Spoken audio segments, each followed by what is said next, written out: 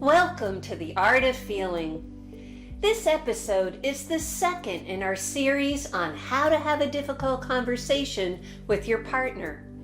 Today we're going to talk about what makes it so hard to have a conversation like this.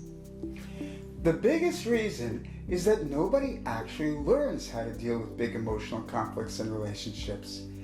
And when you think about it, this doesn't make any sense. You get taught so many things in life. You learn how to read, you learn how to play ball, you learn how to drive.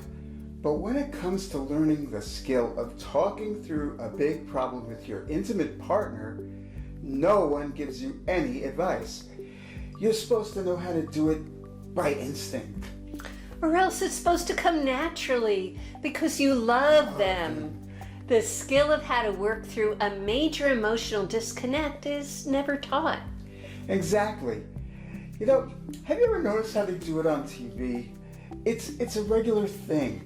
Two people are in a room and they're talking really angrily at each other, and then the good one in the couple zings the other one with one perfect sentence that just nails them with what an awful jerk they are, and walks out of the room, and before the other one can reply, then that person, the one who's been zinged, sits there looking guilty and ashamed, and they cut to a commercial. I gotta try that on you sometime. Is it time for a commercial yet?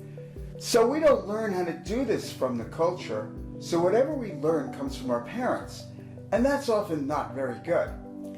Maybe you grew up in a family where the only way conflict was dealt with was with lots of fighting that never solved anything. Or maybe your parents were the kind who simply avoided ever dealing with their conflicts and problems. You spent your whole childhood squeezing past all the elephants in the living room. But even if your parents had a good relationship, you still may have never learned how to deal with emotional conflicts because they resolved their biggest issues in private. Even if that was appropriate, you still didn't learn anything about how it's done.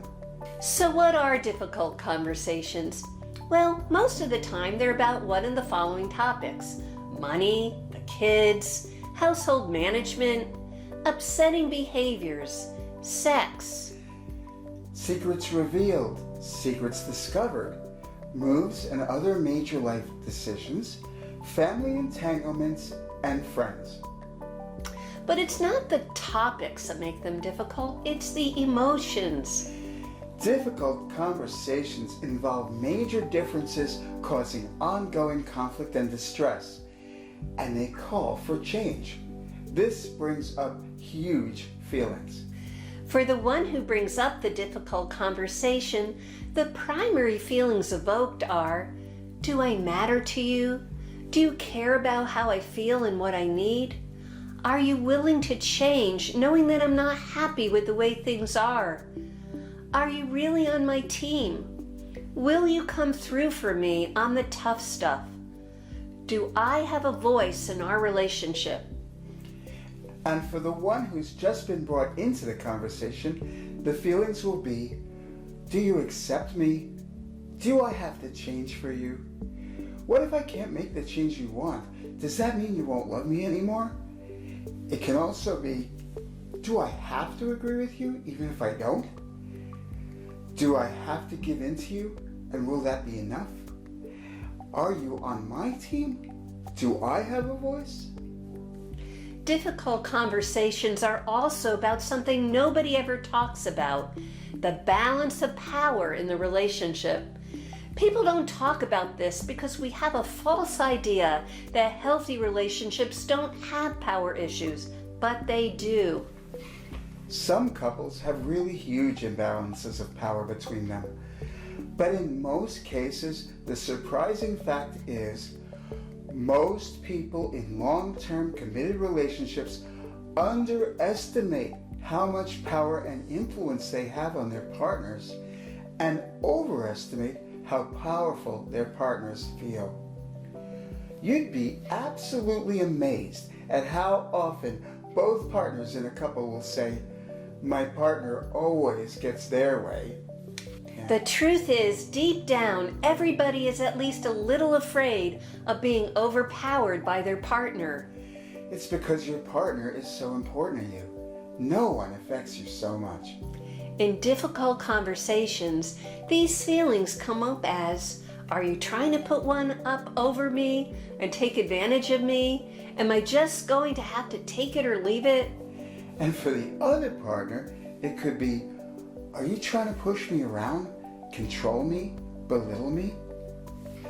And just to make matters even more complicated, whenever you're in a difficult conversation, whatever stuff went on between you and your mom or you and your dad back when, they were 100 feet tall, is going to get activated inside you and start affecting how you think and feel and talk and act.